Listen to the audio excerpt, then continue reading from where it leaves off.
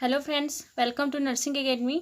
तो आज हम लोग डिस्कस करने वाले हैं प्रोलॉन्ग्ड लेबर के मैनेजमेंट के बारे में, इसके डिसऑर्डर ऑफ एक्टिव फेज के बारे में, और सेकेंड स्टेज में क्या क्या डिसऑर्डर होते हैं जिसके कारण प्रोलॉन्ग लेबर होता है, और प्रिवेंशन ऑफ प्रोलॉन्ग लेबर के बारे में। तो चलिए वीडियो को स्टार्ट करते हैं।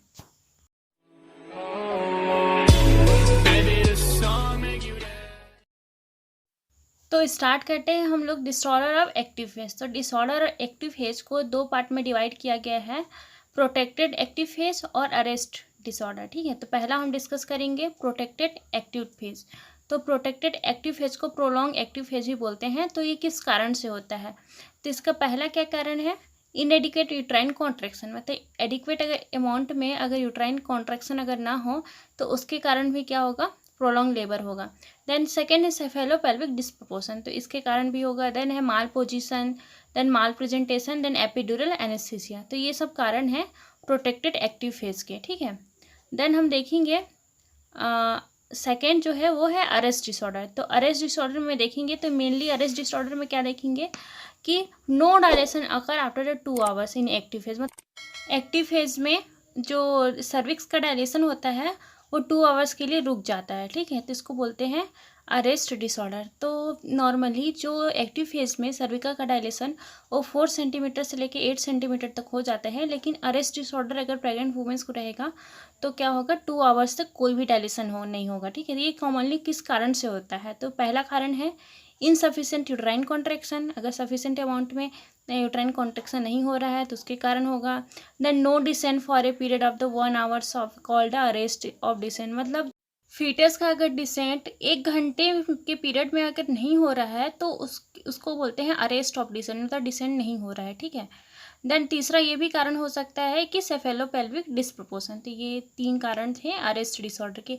तो अरेस्ट डिसऑर्डर में मेन है कि जो सर्विक्स का डायलेशन होता है वो 2 घंटे के लिए रुक जाता है, और ये जो फीटस का डिसेंट है वो 1 घंटे के लिए रुक जाता है। ठीक है, तो ये 2 कारण थे हमारे disorder of the active phase के, जिसके कारण जो लेबर है वो प्रोलॉन्ग हो जाता है।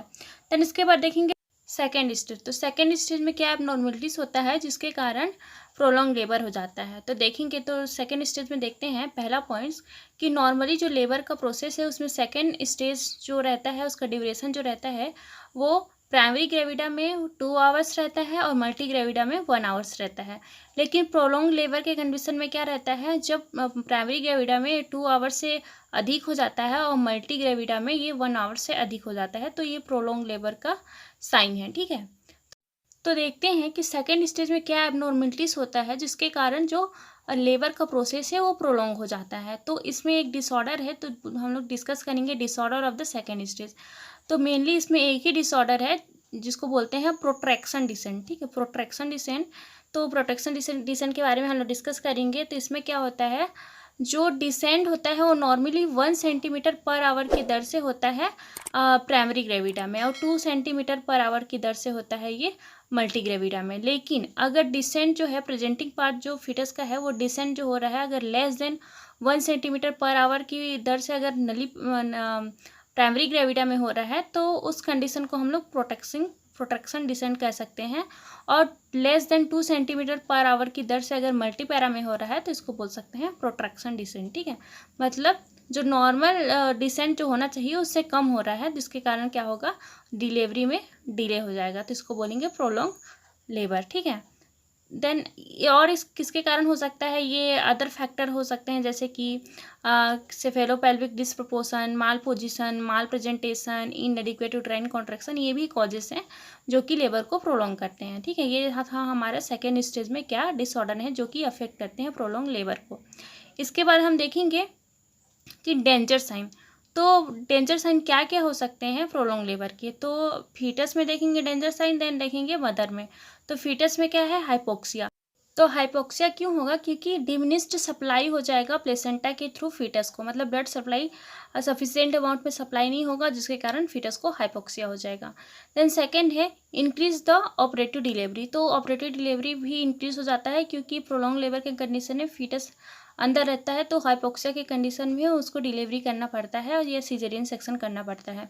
देन है इंट्रायूट्राइन इन्फेक्शन। तो इंट्रायूट्राइन इन्फेक्शन भी हो सकता है। देन है इंट्राक्रेनियल स्ट्रेस या हैमरेज। तो फीटस को ज़्यादा प्रेशर पड़ने के कारण क्या हो सकता है, इंट्राक्रेनियल स्ट्रेस या फिर हैमरेज हो सकता है। तो ये था हमारा डेंजर साइन जो कि फीटस में दिखता है प्रोलॉन्ग लेबर का। देन देखेंगे मैटरनल में क्या क्या रिस्क होते हैं, डेंजर होते हैं। तो पहला है डिस्ट्रेस। तो फीटस मदर को डिस्ट्रेस हो सकता है। देन पोस्टमार्टम हेमरेज हो सकते हैं। देन जेनेटिक ट्रॉमा हो सकता है, क्योंकि अगर इंस्ट्रूमेंटल डिलीवरी कर रहे हैं प्रोलॉन्ग लेबर के कंडीशन में तो जेनेटिक ट्रॉमा भी हो सकता है। Then increase the operative delivery. Then है प्लूरिपुलर सेप्सिस। तो प्लूरिपुलर सेप्सिस भी हो सकता है, क्योंकि बहुत प्रोलॉन्ग लेबर के कंडीशन में इन्फेक्शन का चांस और बढ़ जाता है। देन देखेंगे प्रिवेंशन। तो प्रिवेंशन में क्या है, फर्स्ट पॉइंट एंटीनेटल डिटेक्शन। तो एंटीनेटल डिटेक्शन कराना है ताकि आइडेंटिफाई कर सके कि कहीं बिग बेबी तो नहीं है, या स्मॉल वुमेंस का पेल्विक तो नहीं है, या माल प्रेजेंटेशन या पोजीशन तो नहीं है। तो इसे डिटेक्ट किया जा सकता है या और प्रिवेंट किया जा सकता है प्रोलॉन्ग लेबर से। देन सेकेंड पॉइंट है यूज ऑफ द पार्टोग्राफ। तो पार्टोग्राफ का यूज़ करना है, क्योंकि ये हेल्प करता है अर्ली डिटेक्शन में। क्योंकि पार्टोग्राफ में क्या होता है कि जो भी लेबर का जो प्रोसेस है, first stage, second stage, third stage, जितने भी प्रोसेस है उसमें ड्यूरेशन वगैरह, फीटस का हेल्थ, मदर का हेल्थ, सबको पूरा रिकॉर्ड किया जाता है। तो हेल्प करता है कि हम लोग को डिटेक्ट करने में कि कहीं प्रोलॉन्ग लेबर तो नहीं है करके, ठीक है। देन देखेंगे third point infusion of the oxytocin drip. तो ऑक्सीटोसिन ड्रिप भी हमको इन्फ्यूज करना है ताकि लेबर कॉन्ट्रैक्शन को इम्प्रूव कर सकें। उसके बाद है changes in the posture of the labour. तो जो पोजीशन है प्रेग्नेंट वुमेंस का, उसको चेंज करते रहना है। जो सुपाइन में रहती है उसके अदर पोजीशन में चेंज करना है। ये हेल्प करता है यूट्राइन कॉन्ट्रैक्शन में और लेबर के प्रोग्रेस को बढ़ाता है, ठीक है। देन इसके अलावा हम और क्या कर सकते हैं, प्रिवेंशन में इमोशनल सपोर्ट दे सकते हैं और अवॉइडेंस ऑफ द डिहाइड्रेशन को अवॉइड करना है। देन एडिक्वेट एनाल्जेसिक देना है ताकि पेन रिलीफ हो सके, ठीक है। तो ये था हमारा प्रिवेंशन। देन इसके बाद हम देखेंगे मैनेजमेंट। तो मैनेजमेंट में दो टाइप्स के मैनेजमेंट है, एक्चुअल मैनेजमेंट और डिफिनेटिव मैनेजमेंट, ठीक है। तो पहला है एक्चुअल मैनेजमेंट। तो इसमें क्या करना है, carefully evaluation is to be done to find out that. मतलब केयरफुली इवैल्यूएशन करना है ताकि फाइंड आउट कर सके क्या चीज़ को फाइंड आउट करना है।